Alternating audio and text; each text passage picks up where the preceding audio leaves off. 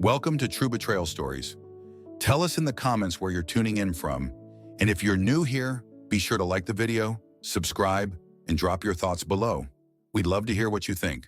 Have you ever lain stretched out on a small couch in your newly rented apartment on the outskirts of Atlanta, one hand clutching a mug of hot tea, the other pressed against your forehead as if trying to will away the dizziness from a flood of text messages?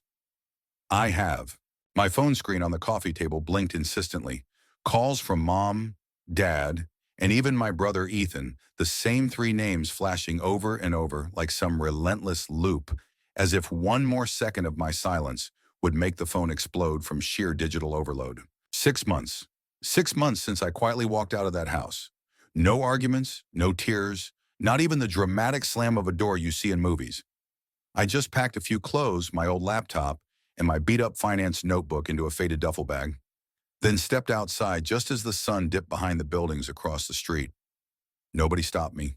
Nobody asked where I was going. Nobody even imagined I wouldn't be back. They were used to Audrey, the easygoing daughter, the reliable one, always the first to jump in and pay the utility bills when things got tight. I was the invisible fixer behind every financial mess in the family, the one who stepped in whenever Ethan lost another dead-end job, or mom and dad spaced on the payment deadline for some new furniture. I used to think I was strong, that doing all of that was the right thing to do, my duty even, but now in this tiny apartment, just big enough for me in the echoing silence, I finally understood. For nearly 10 years, I'd been keeping alive a system I never built, a system where I was the only one running the machinery while everyone else just, the phone vibrated again. I didn't even need to look to know it was mom. I could already hear the opening lines of her message in my head. How could you do this to your family? Inevitably ending with, if you still care about us at all, call back right now. I didn't pick up, didn't even reach for the phone. I just leaned my head back against the worn cushions, took a deep breath, and felt my chest grow a little lighter with each passing second. My name is Audrey Miller. I'm 30 years old, a financial analyst who earned a full scholarship to Georgia Tech.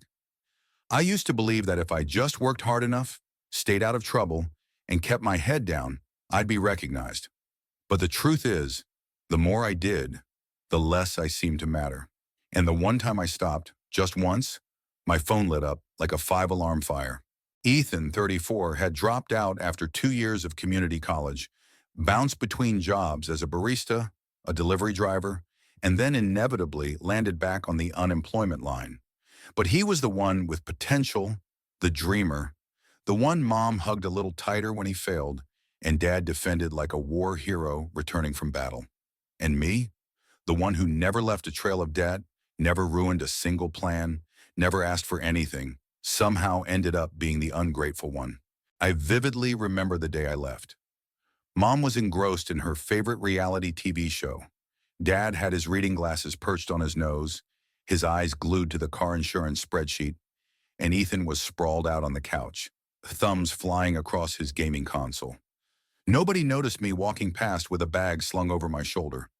Nobody asked why I wasn't dressed for work. Not a single, "Where are you going?" And now, after 6 months of silence, they were trying to reach me like I was the lifeline they'd casually tossed aside and suddenly desperately wanted back. I glanced at the phone again, still buzzing. I didn't turn it off, just let it ring. Every vibration felt like undeniable proof that I had finally broken free of the invisible rope that had bound me for a decade. And for the first time in my life, freedom smelled like a quiet afternoon where every sound belonged only to me. I started working when I was 16, not to buy trendy clothes or hang out at coffee shops with my friends, but because I knew if I didn't take care of myself, no one else would. While my classmates were getting picked up by their parents, I rode my beat-up bicycle 4 blocks to a local bakery to wipe tables and mop floors, then biked home after dark, the streetlights casting long shadows. I used my first few paychecks to buy a second-hand computer, the only thing that helped me keep up with my schoolwork. Nobody asked if I needed help. Nobody asked if I was sleeping enough or if I'd even had dinner. But when Ethan needed a new laptop, despite dropping out of school, Mom had no problem opening a new credit card and buying him a brand new MacBook, saying he needed it to restart his life. I was used to that upside-down logic. When I did right, it was expected. When Ethan messed up, it was because he was trying. Ethan was 4 years older than me, but if you looked at how things played out in our house, you'd think I was the older sibling. He always had an excuse, always got understanding. When he quit his job at the bookstore because the boss was too controlling, Mom instantly defended him. Nobody can survive in a toxic environment. When he misplaced the car Dad had just fixed, the first thing Dad said was, "Accidents happen, kiddo." When I got a full ride to Georgia Tech, the only response was, "Couldn't you pick a school closer to home? Ethan might need the car." When I got hired by the biggest investment consulting firm in the area, Mom just said, "That's so far. Who will take us to our doctor's appointments?" I honestly can't remember the last time they said they were proud of me. Maybe they never have. I used to think if I just kept working hard, kept proving myself, they'd eventually see. But the more I did, the more I became just a walking wallet. When they wanted to repaint the house, "Audrey, could you help out a bit?" When Ethan wanted to sign up for an online art class, "Audrey, could you front it for now, and we'll settle up later?" At first, I thought it was just temporary money trouble. I agreed to help here and there. But here and there quickly turned into everything from electric bills and appliance repairs to gas money for Dad's car. I sent the money regularly. No thank yous, just more asks. "This month's a bit tight. Can you add a little more?" I tried to stay quiet, told myself I was helping, that families should stick together. But every time I came home after grinding through weeks of work, I'd see Ethan lounging on the couch, feet on the coffee table, gaming. Mom would be in the kitchen making his favorite comfort food. Dad would be telling the same tired story about how my boy won an art contest back in 5th grade. I'm not heartless. I used to care about the smallest things. But the one thing I can no longer do is live a life where my effort is invisible and his failures are celebrated like some kind of quirky triumph. I remember one day when I told Mom I was saving to buy my own place. She casually said something I'll never forget. "A girl buying a house on her own? Aren't you worried people will think nobody wants to marry you?" I didn't answer, but that was the moment I knew I would never earn their honest approval. Not because I wasn't good enough, but because in their eyes, Ethan would always come first. And me? I was just the backup plan when things fell apart. That truth, bitter as it was, made me stronger. 6 months ago, when I finally walked out, I didn't cry, didn't yell. I just left, like the only person in the family who realized that if I didn't save myself, I'd forever be the one holding the balance in a world tilted to someone else's side. I remember it started with a single text message from Mom late one night while I was still at the office. "Audrey, we just lost power. Dad forgot to pay this month's bill. Can you help? I'll pay you back tomorrow." I didn't think twice. Sent $180 that night, along with a text. "Next time, remind Dad to pay a bit earlier." Of course, I never saw a dime back. Then came the water bill, the broken garbage disposal, supplements for Dad's bad back. Each request came with a reason that sounded so reasonable, it would have felt heartless to say no. At first I thought, it's fine. I make decent money. But that little help quickly became everything. They stopped asking. They started assuming. "This week, send Ethan $200. He's signing up for a photography class." Or, "Dad just had some dental work. It was pricey. Here's the bank info." I became the sole provider in a 4-person family, 2 working on and off, and 1 who gamed all day. One month, as I was preparing to submit my mortgage application for my first home, Dad called.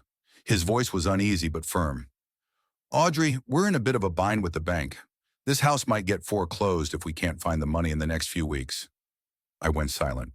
That house, modest as it was where I grew up, where I once dreamed of having my own office before that dream was replaced by a pull-out sofa so Ethan could temporarily move back in. "How much do you need?" I asked, already knowing the answer. "Around $1,200 a month for just maybe a few months, just until your dad and I get back on our feet." And I agreed. The first transfer happened that very night, right after I canceled the deposit on the condo I'd been dreaming of. I ended up sending that money not for a few months, but for almost 2 years.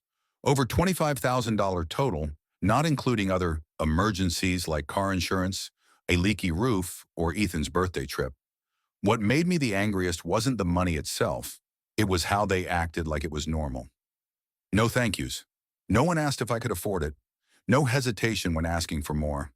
I slowly became the family bank with zero say in the very house I was keeping from foreclosure. Ethan still didn't have a stable job. When I asked directly, Mom just said, "He's trying to find his path. You shouldn't pressure him." Pressure me? The one working 60-hour weeks to cover his share? And now I'm the one creating pressure? I started quietly documenting every payment, every date, like I was keeping a debt ledger for a client who would never repay. But I never intended to ask for it back because I knew I never would see a dime. Every time I thought of cutting ties, another message would pop up. Dad's back is acting up again. Can you order his meds? Or, the roof's been leaking all week. Nobody has the money to fix it. And I'd cave again. I'd transfer the money again. I'd put every personal goal on hold again. I started avoiding my banking app in the mornings because just seeing the low balance made me feel like I couldn't breathe. My life was ruled by other people's bills, by the needs of those who never intended to stand on their own. I was living in a cramped rental, eating instant noodles for a week straight so I could send money to fix a door in the house Ethan used as his inspiration studio. Awesome. Then one day, standing in a convenience store, I opened my wallet and didn't have enough to buy a gallon of milk. And that's when I truly felt it. I was being drained completely. I used to think being strong meant carrying all the weight. But in reality, I was just sinking into a swamp called hoping they would change. And the moment I realized that, I knew I had to change first. That Sunday afternoon, it started to drizzle. I had just finished a long weekend shift, exhausted and only wanting a hot shower and a warm blanket. But instead, I stopped at the grocery store, grabbed a few bags of groceries, salmon, vegetables, some frozen meals, and drove nearly 40 minutes to my parents' house just like I had done for 2 years straight. I walked into the kitchen, arms full of bags. Mom was already there, not to greet me, but to confront me. "Audrey, we need to talk." Before I could even exhale, she crossed her arms, her tone sharp with practiced drama. "We already discussed this. What you're sending every month, it's no longer enough." I froze. Not enough? What was she even talking about? Dad stepped in from the living room, his voice low and heavy, like he was delivering the evening news. "You make good money. You live alone. Meanwhile, we're struggling every day. Doesn't that seem unfair to you?" I looked at the two people who raised me and now stood there trying to convince me that their comfort was my obligation. I held my voice steady. "I've paid the mortgage for 2 years, not to mention utilities, meds, roof repairs, all of it, and it's still not enough?" Ethan, sprawled out on the couch as usual, chimed in casually. "It's not like you're lacking anything. What's wrong with sharing a little?" I turned to look him dead in the eye. My 34-year-old brother who'd never paid a single bill in his life, yet somehow felt entitled to comment on what sharing meant. "Sharing goes both ways, Ethan," I said, my voice colder than the rain outside. "All you ever do is take." Mom snapped, "That's enough, Audrey. You're being disrespectful." I took a deep breath, my chest about to explode. "I'm disrespectful for telling the truth?" Mom's lips pressed into that tight line I'd seen my whole life, the look she gave when she wanted to control everything through sheer indignation. "If it's that much of a burden to you," she said, each word like a tiny poison dart, "then you can walk out that door and don't bother coming back." Time stopped. That sentence. If only she knew how often it had echoed in my mind. But this time nobody tried to stop me. Nobody called me the good daughter or the quiet one who sacrifices. They didn't pull me back. They just pushed me to the edge and waited to see if I'd jump. I dropped the last grocery bag on the table, didn't even bother opening it, didn't put anything in the fridge like I usually would. "All right," I said, my voice soft as a breeze, sharp as steel. "If that's how you feel, then I hear you loud and clear. I'm leaving." I turned and walked out, my steps heavy but certain. Nobody followed. Nobody called my name. Just Ethan muttering something behind me. Maybe she's being a little dramatic, or something like that. I walked out of that house empty-handed, hollowed out, but with my back straight. The rain soaked my hair, my clothes, but for the first time, I felt light. Like the weight I had carried for years wasn't duty. It was chains, and they had finally fallen away. I didn't drive straight back to my little apartment. I pulled into a quiet gas station, opened my contacts, stared at Mom, Dad, Ethan, then slowly pressed block. At that moment, I didn't know what was coming next. I couldn't picture the chaos that would unfold when they realized their personal ATM had gone silent. But I knew one thing for sure. This time I wasn't coming back. Not out of pride, but because I had finally learned that kindness isn't infinite, and blind sacrifice only teaches people to expect you as the default. My new apartment was on the third floor of an old midtown building with chipped white paint and hallways that always smelled faintly of old wood. But to me, it was paradise. Nobody woke me at 6 a.m. to schedule doctor's appointments. Nobody texted at midnight to ask if I could front the gas bill. I no longer had to race across 3 counties with bags of groceries for a dinner nobody truly appreciated. I moved in with just 2 suitcases and an old comforter, but the relief I felt was like learning how to breathe again after being held underwater for too long. Every morning, I woke up to my own alarm, made my own coffee, opened the window and let the sunlight stream in. No TV blasting from the living room, no mom's endless complaints, no dad's rattling cough. When I got home late from work, the silence was mine. I spent weekends reading, learning new skills online, and walking around Piedmont Park, where I didn't need to hold a phone to my ear for an hour, listening to another emergency that somehow always meant more money for me. I cut all financial ties. No more transfers, no more bill payments, no more scheduling doctor appointments, no more grocery runs. My bank account slowly started to stabilize, and for the first time in years, I started building savings. A simple thing I never thought I'd be able to do. But that peace only lasted until month 3. It started with a text from Mom. "Audrey, your dad just got a warning letter from the bank. Something's going on, call me." I read it, set the phone down, and didn't reply. Not because I didn't care, but because I knew that something was never about health or safety. It was always about money. And sure enough, a few days later, my dad called. "We need to have a serious talk. The house situation can't be put off any longer." I didn't pick up. They called again every single day. First, their voices were calm, then pleading, then accusatory. Mom texted, "Are you really going to abandon your parents?" Ethan left a voicemail. "You should know this isn't a joke. Everyone's struggling." I didn't respond. The calls kept increasing week by week, like they believed if they called enough, I'd eventually cave.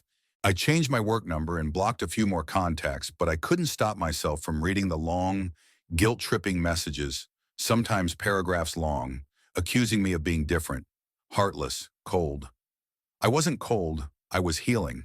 Then one Monday afternoon, just as I was leaving the office, my personal phone lit up. It was Ethan. I didn't answer, but this time his voicemail had lost the whiny urgency. It was sharp, accusatory. "What do you think you're doing, feeling all proud of yourself? You don't get to just walk away from your family because life feels easier now? If Mom and Dad lose the house, that'll be on your head." I stood frozen in the parking lot, replaying the message 3 times, and I didn't know whether to laugh or be furious. After all those years of skipping meals, all the thousands of dollars sent without a single thank you, what I got in return was blame. I picked up my phone and slowly typed out a message. "I've covered my part and yours for years. If things fall apart now, maybe it's time everyone asked the person who never did anything." I didn't send it. I deleted it because I knew no words would ever change how they saw me. To them, I was never a daughter, never a sister. I was a solution. And when the solution stopped working, all they had left was blame. I slipped my phone into my pocket and walked down the golden-lit sidewalk, feeling a tiny bit lighter. Later that week, just after stepping out of a particularly draining client meeting, I saw a new message from Dad. "Audrey, why haven't you paid the mortgage this month? The bank's really pressing us now." I froze in the hallway of my office building. It wasn't shock I felt. It was a cold dread, like someone had poured a bucket of ice water down my spine. I had stopped all financial support nearly 6 months ago, completely. No transfers, no money talk, nothing. And yet he still messaged me like it was just an unspoken expectation that I'd keep paying their mortgage. But what really got under my skin was the way he phrased it. Pressing us now. I bit my lip, my palms started to sweat, and my gut screamed that something was terribly wrong. And this time, I wasn't going to guess, I was going to find out. That evening, after brewing a strong cup of Earl Grey tea, I opened my laptop and logged into the online banking account I used to send mortgage payments to, the one under Dad's name. I had never checked the balance or the transaction history before. I had always trusted that once I sent the money, it would be used for what they said. I was their daughter. Why wouldn't I? I scrolled through the transaction history from the past 2 years. Every payment I'd sent was documented. The exact amount, the date, it all matched down to the penny. But the final line made my heart nearly stop. The last mortgage payment from that account had been 8 months ago, right before I stopped helping. I blinked several times, hoping I'd misread something. But there it was, starkly listed in the bank's alert. Account overdue, 8 months total outstanding balance, $9,600, status at risk of foreclosure. I pressed a hand over my mouth, trying to quiet my own ragged breathing. What did this mean? I had continued sending money on time for 3 more months after that last recorded payment, and they hadn't used a single dollar for the mortgage. I pulled up my personal banking app. Sure enough, almost $3,600 sent after that final payment was gone. They had received it, but they hadn't used it for what they'd begged me for. They hadn't explained. They hadn't said a word. A cold wave ran down my spine. It wasn't just disappointment. It felt like a profound betrayal, like someone had stabbed me in the back with the very trust I had so freely given them. I didn't call immediately. I needed more proof. The next morning, I called the bank, this time posing as someone who previously helped manage family payments. I calmly explained my concern that my parents might be struggling and not telling me.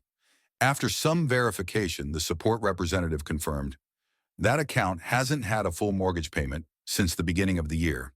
It's currently under special collections. I thanked her and hung up. The world swam around me. No more doubt. The money I sent during those last months wasn't used for the house. So where did it go? I didn't know, but it certainly wasn't for what they'd tearfully pleaded with me for.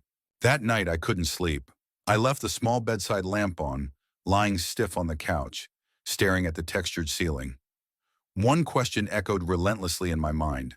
How long had they been lying to me? I thought about all the things Mom used to say.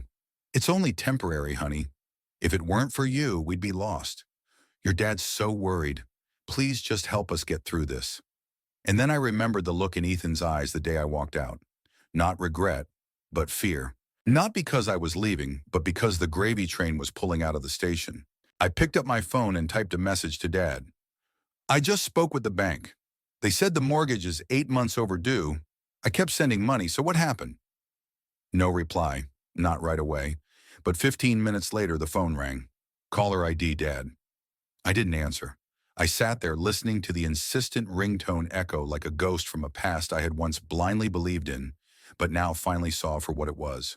The third call came at 10 p.m. I stared at the screen, my hands cold, my heart a churning storm of anger and heartbreak. I knew if I didn't pick up, they wouldn't stop. And this time, I was ready to listen, but also ready to speak my own truth. I hit answer. Audrey, it's Dad, his voice low and tense. So I guess you found out about the bank. I kept my voice calm even. I didn't just find out, Dad. I confirmed it. The mortgage is 8 months behind. I kept sending money. So where did it go? He paused, then sighed heavily. I know you're angry, but it's not what you think. I gave a bitter, humorless half smile. Not what I think? I sent money for the house. The house didn't get paid for. What part of that isn't what I think? That's when Mom grabbed the phone. Audrey, don't you dare speak to your father like that, she yelled, her voice shrill, almost furious. You don't understand the situation. Everything's been falling apart since you left. I squinted at the ceiling. I walked away? Or was it when I stopped paying for everyone to live comfortably? You don't speak to me like that, my mom snapped, her voice laced with indignation. I've done everything I could. Ethan lost his job. Your father's back is acting up. The house is falling apart. And you just turned your back on us. No, Mom, I said, my voice lowering, becoming dangerously quiet. I turned my back after you all drained every last dollar from me and still had the nerve to say it wasn't enough. I am not obligated to fund your repeated bad choices.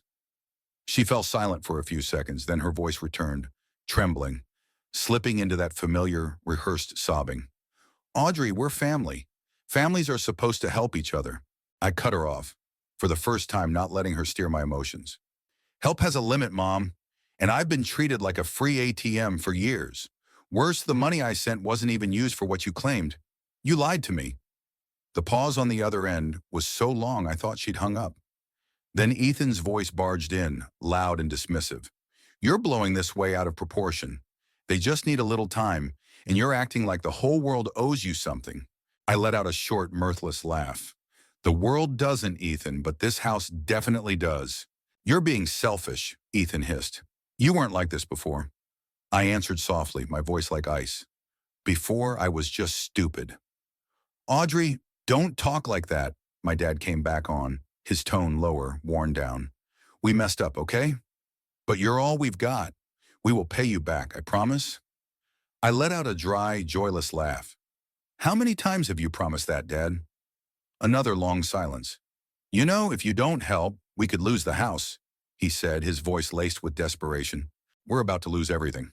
I tightened my grip on the phone. My chest felt heavy, but my words came out clear and steady. Then lose it. That's not my responsibility anymore. Audrey, you can't just walk away after... I cut him off again. I've carried this family for nearly a decade, while Ethan sat around burning through money and judging me. And now the moment I stop, I'm the heartless one? Mom started to cry again. Ethan muttered something in her ear. Dad started pleading, but I didn't really hear them anymore. Their voices echoed like ghosts from a world I no longer belonged to. I took a deep breath. I'm done helping, not because I'm cruel, but because I've done more than enough. You all need to learn how to live without me. That's the only thing I'm leaving behind. And I hung up, not in anger, but in a strange kind of peace. After that final phone call, I powered off my phone and left it on the table for 3 full days. No texts, no calls, no threats, no fake sobs, just silence. And I had never tasted silence so sweet. The next morning, I woke up early, made myself a pour-over coffee, and stepped out onto my tiny balcony, watching the city slowly wake under the soft, golden sunlight. My apartment was small, unremarkable. The ceiling was a little low, the wooden floorboards creaked under my bare feet. But for the first time, it felt like a place that truly belonged to me. No one knocking on the door to ask for money. No one making me feel guilty for living my own life. Freedom, it turned out, wasn't loud and celebratory. It was quiet and gentle, like that first breath after breaking through the surface of the water. But even silence can get scary when night falls, when there's no more work to fill my thoughts. I start to wonder, did I go too far? I cut everything, all support, all contact. I let the house I'd helped save teeter on the edge of foreclosure. I left them, the people who once raised me, to navigate the chaos alone. I used to be the backbone. Now I was the one who let go. Was I too harsh? I went back to my voicemail, the one I had been avoiding all week. A message from Mom. You'll regret this. That house means everything to me. One from Dad. We're out of options if you don't help. And Ethan, short and bitter. You're letting this family sink just because of your pride. I listened to every word, didn't skip a single one, but this time I didn't cry. I just felt tired. They always knew how to make me doubt myself. For years, they tied me down not with physical chains, but with guilt, with lines like, you're the pride of this family, or we'd be lost without you. But that pride was never shown as gratitude. It was just a shield they held up whenever they needed cover for a mistake they didn't want to fix. I thought about all the nights I stayed up crunching numbers for demanding clients, only to wake up to Ethan scolding me for not living in the moment. I thought about canceling the one short vacation I planned each year because my parents suddenly needed help with an unexpected expense. And I thought about Mom's tight-lipped expression when I said I was exhausted. Not empathy, not understanding, just disappointment, like I had somehow betrayed her trust, even though I was the only one who never truly turned my back on them. I walked into my small bedroom, sat on the edge of the bed, my fingers tracing the worn edges of an old blanket. And the same question kept echoing in my head. What if they do lose the house? What if one day I get a call saying my parents have nowhere to live? Would I feel guilty? Oh, I'm the one who kept them from falling apart for nearly 10 years. That can't be erased just because I stopped 6 months ago. But people forget easily. And guilt, it doesn't need a reason to creep in. I sighed. Maybe I wasn't the perfect daughter. Maybe I was too firm. But if I hadn't drawn that line, I'd have nothing left except an empty wallet and a broken heart. I'm not telling this story to be praised. I'm not waiting for someone to tell me I was right. I just want to understand. Understand if anyone else has ever felt like me. If anyone else has been given the weight of an entire family to carry. If anyone's ever been called cold just for saying no, once. And if you're still reading this, I truly want to ask, did I do the right thing? I chose to live for myself, but is there a price I haven't seen yet? I don't know, but I hope you can give me a new perspective, a message, an honest word. Because sometimes, to move forward, I just need to know I'm not alone. Audrey's story is a wake-up call for anyone who's ever been labeled the good child and burdened with responsibilities that were never theirs to carry. For years, she traded her freedom and peace of mind for a skewed sense of loyalty to an idea of family that gave nothing back. But when she realized her worth was being systematically drained, she found the courage to say enough and walk away. Her story isn't just about escape. It's a stark reminder that real love and healthy relationships begin when we set clear boundaries. Do you think Audrey was right to walk away from this cycle of imposed responsibility? Or should she have tried to find a way to compromise? Share your thoughts in the comments below, and don't forget to subscribe for more powerful stories about family choices and finding your own path.